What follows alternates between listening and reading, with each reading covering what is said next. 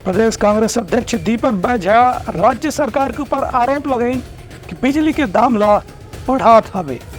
हाँ, बिजली बिल योजना ला लागू करे के रखी हवे मामला। प्रदेश कांग्रेस अध्यक्ष दीपक बैझा राज्य सरकार ऊपर बिजली के कटौती और बिजली के दाम में भारी बढ़ोतरी के आरोप लगाएंगे। पत्रकार वार्ता में दीपक बैझा कही कि कांग्रेस सरकार लगातार हाफ बिजली योजना के तहत पूरा प्रदेश के हर उपभोक्ता ला आधा बिजली बिल के माफ करके एक बड़े आर्थिक सहायता उपलब्ध करावत रही से, लेकिन छत्तीसगढ़ में भाजपा के सरकार बने के 6 महीना के भीतर ही बिजली की दर में करीबन 80% की बढ़ोतरी किए जा चुके हैं। वहीं बिजली दर में भी सालाना 8% की दर से बढ़ोतरी करे जाते। प्रदेश कांग्रेस कमेटी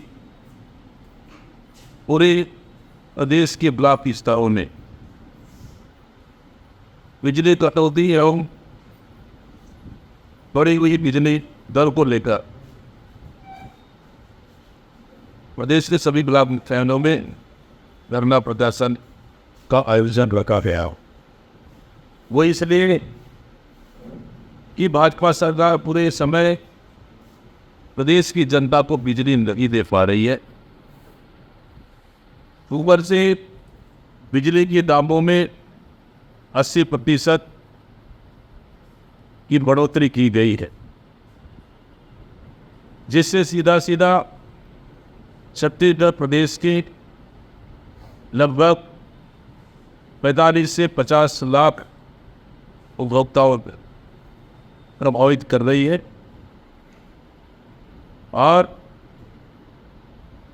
कि जब से भारतीय जनता पार्टी की सरकार आई है तब से 24 घंटा बिजली उन्हें प्रदेश पे मिल नहीं पा रही है। बिजली अघोषित बिजली कटौती की स्थिति भारतीय जनता पार्टी की सरकार में लगातार कटौती की जा रही।